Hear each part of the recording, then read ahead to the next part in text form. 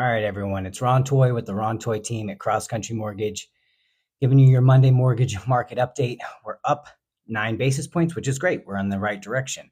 This is kind of a slower week, but an important week for reports. And let me just show you some of the stuff that's coming up this week with the background action. All right. What to expect this week for reports. Let me get this in a little bit better sizing. And I'll move my fat head so you can see it and screenshot it. So right now, we've got, like I said, it's a pretty slow week this week. Let me move out the way. You can see that the Fed is going to be speaking. They're in Jackson Hole, Wyoming this week, doing a meeting, going over numbers, and I'll share with you a little bit more about that on the next slide. But Thursday's jobless claim is going to be important, 20-year bond auction on Wednesday. And on Tuesday, you've got, China's rate decision, which could move the market.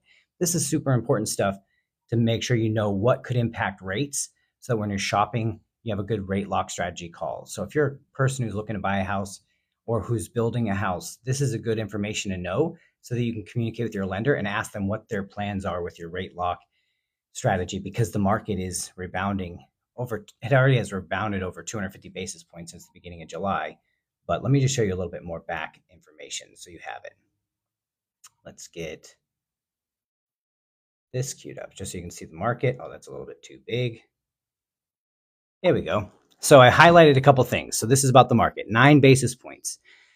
The reason why I highlighted certain areas is so you can have a good conversation with the loan officers you're talking to. You're going to ask, what is this with the rate? What is the bond market price and coupon that this rate is attached to? I've got that highlighted up on the left.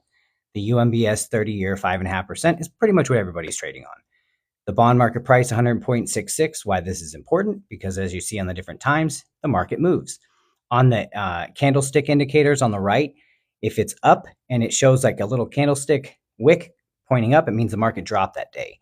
If it's showing the candlestick the other way, it means that it dropped, but it came back up. So this is important for you to know a little bit behind the scenes what's going on. Let me give you a different background. Okay, so what's going to be important that the Fed's going to be going over at their meeting in Jackson Hole this week?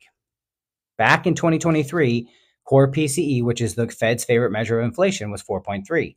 Right now, PCE comes out on the 30th, but everything is on trend for it to be 2.6. That's a huge drop in PCE, meaning inflation's coming down.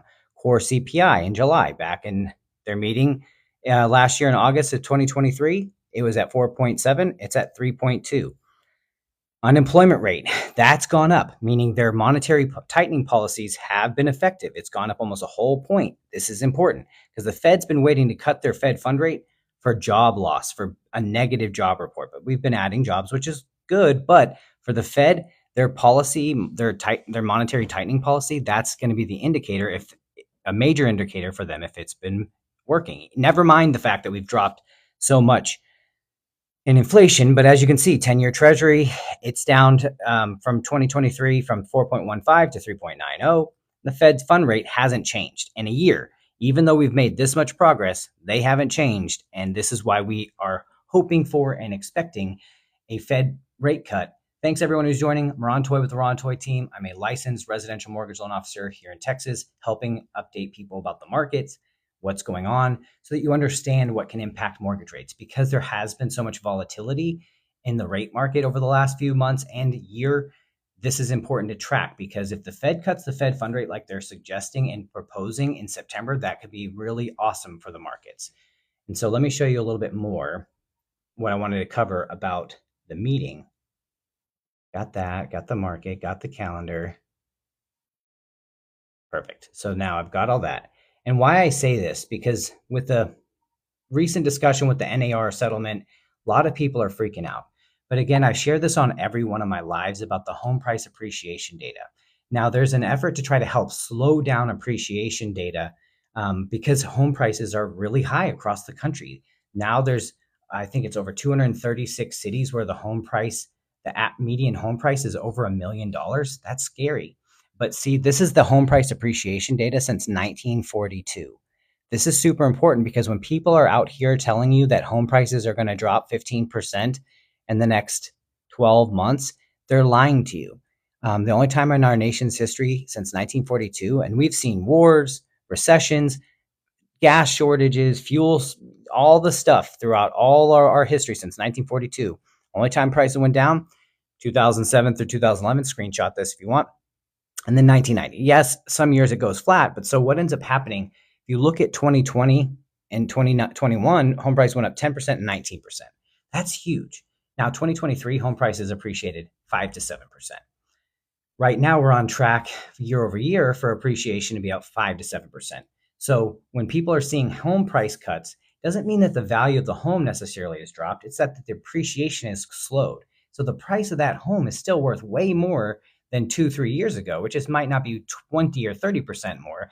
It might only be 25. So you're seeing a 5% cut in that price, but the person owning the property still has a ton of money, and home prices continue to go up because of an inventory problem.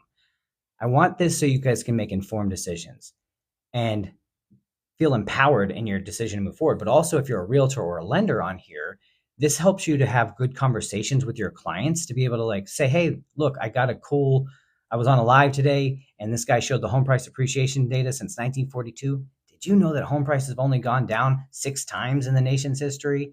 And a couple times it was flat, but 6 times since 1942? That's insane. But this is why I do these lives, to help show you what's going on in the market so that you can take advantage of these opportunities and ask questions for a loan officer. Because maybe you haven't ever had a chance to talk to somebody and ask, what's it like to buy a house? What are the things I need to look out for? I think that some of the climate in our country has shifted from being worried about what the other people think about you or your home, and moved into making sure that you're set up for success and to be happy. So buying maybe a little less house so that you have more freedom to go out and travel and do some other things has been an awesome and needed shift. But the thing that I want to make sure that people are aware of, because everybody's going to have their own opinion about the NAR settlement, right? And everybody knows that commissions were negotiable and all this other stuff. There's going to be some volatility. But the most important thing that will help you get through this interesting time is to work with a local licensed residential mortgage loan officer to get fully pre-approved, not just like pre-qualified based on what you put in an app, but somebody who has received your documents, submitted those to underwriting, and underwriting has reviewed them and cleared them and given you a full underwriting approval. So then all you're waiting on is the collateral or the property. That's a difference between a basic pre-qualification pre-approval and a full underwriting approval for borrower on credit and income.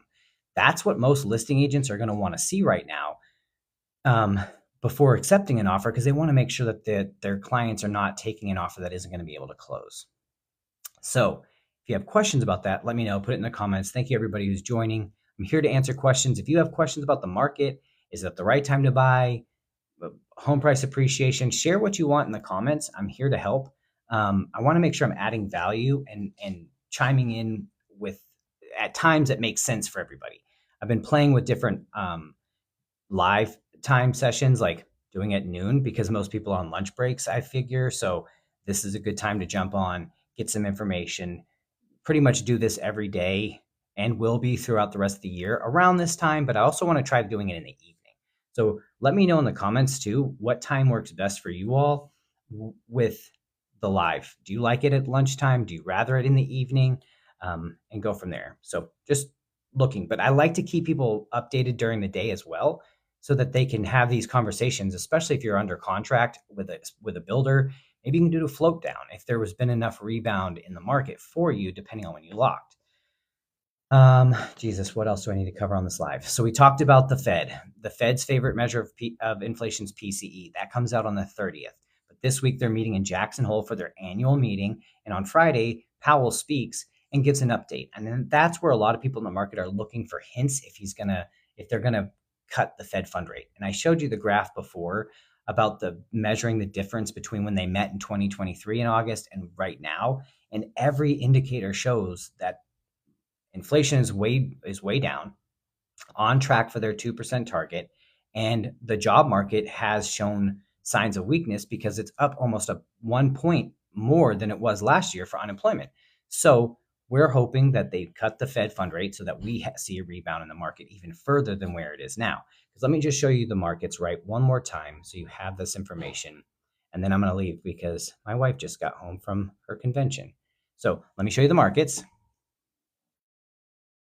You see, since the beginning of July, the prices of the market has rebounded over 250 basis points. This is awesome. We love to see this. If the Fed decides to cut the rate, man, we have a lot of room to the upside, which the higher that number, the lower the rates. It's an inverse relationship. So when the bond market's up, that means rates are coming down. If you have questions, feel free to reach out to me anytime. But my favorite person in the world just got here, so bye.